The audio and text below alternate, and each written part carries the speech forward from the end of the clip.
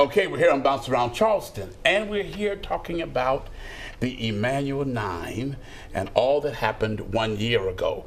And standing here with me is the Reverend Eduardo Curry, and Attorney Curry, we call him, along with presiding Elder Juenarrl Keith of the Mount Pleasant District of the African Methodist Episcopal Church here in the state of South Carolina. Welcome, gentlemen, to Bounce Around Charleston. Thank you for having so very much. 1 year later, presiding Elder Keith, of that night that we will remember, how did that night affect the African Methodist Episcopal Church? Well, I think as a church worldwide, we were affected by it through deep sadness as we reflect on the loss of lives, the tragedy of the event. It was just a night of mixed emotions. 1 year later, here we are, standing and prayerfully standing as a united church, still moving forward. I think the theme that I love the most is that the doors of the church still remains open. Thank you, sir. And Reverend Curry, Attorney Curry, you have been talking about safe sanctuaries. So what did that night cause the churches to do?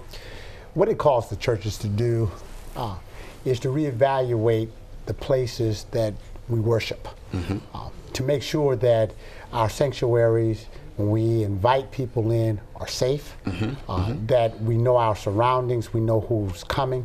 As presiding elder Reverend Dr. Keith said, the doors of the church are still open, but now they're open with a sense of awareness.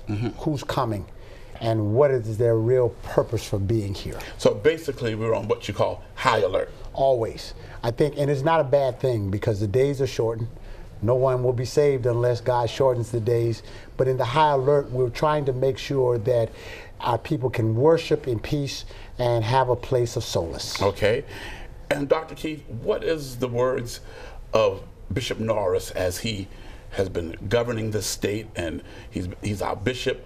What has he been feeling? Well, I think not only Bishop Norris, but under his leadership, I think the entire ecumenical community has felt a need to continue to move forward, to create safe sanctuaries, and to always observe everything that's happening around us. I think Bishop Norris has done a great job leading the faith community, and particularly the state of South Carolina, toward embracing diversity, toward still being inclusive and having the doors of the church open. There has been a message sent around the world from this event through the families and the churches about forgiveness. What is your take on that? Well, I think we stand by that message. The families gave us that message to give to the world as they were so willing to forgive what had happened and to certainly to forgive the person we are accused of the event. And so I think the church just ran with that. We taught it and we got it back from parishioners. And I think we continue to promote that message, a message of forgiveness and healing.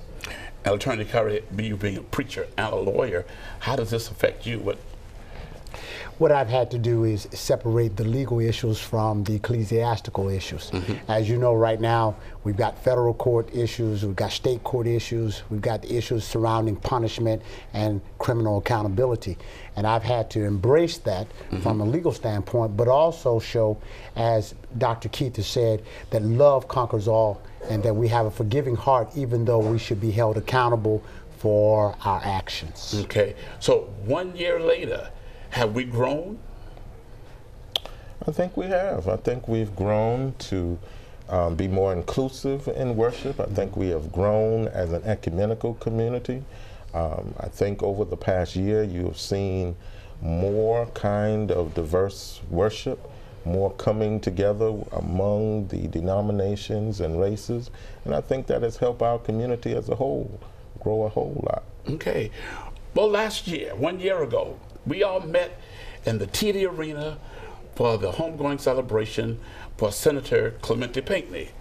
And June 17th, 1 year later, we're going back for another service. Tell us about that. Well, on June 17th, I think it's a Friday, At 10 o'clock, we will begin a worship service in remembrance of not only Clemente, but in remembrance of the 9 who lost their lives. And so I think this is going to be a day in which we renew our faith, recapture the stories that have happened over the past year, and just a time to come together and worship as a faith community.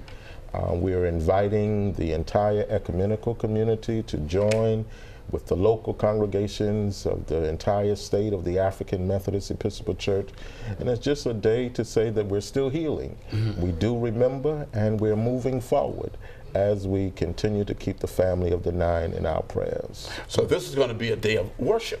Yes, a day of worship, a day of singing, celebration, hearing the gospel preached. It's going to be a day in which we will never forget. The Telia Arena, I'm understanding, holds Attorney Curry, 5,100 people. That's a lot of people. It's a lot of people, but I think more than 5,100 are going to come.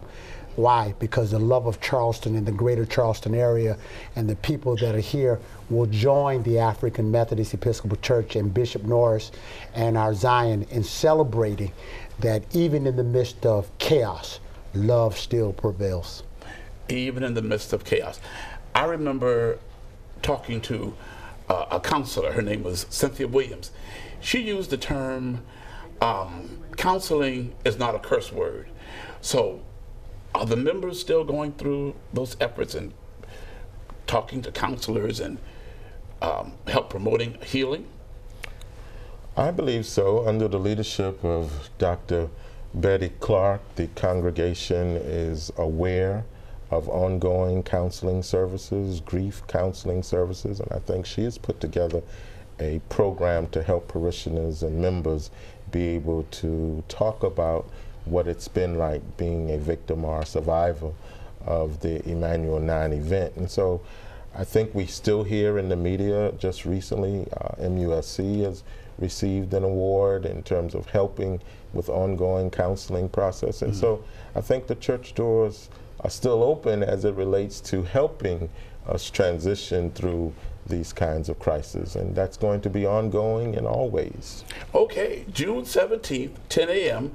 at the Telia Arena, there's a worship service honoring and celebrating the Emanuel 9 victims, and we want the public to come out and worship with the African Methodist Episcopal Church on that day. Now, coming up, we'll be talking with Wayne Singleton, who's going to update us on some of the other events that will take place during the 9-day celebration.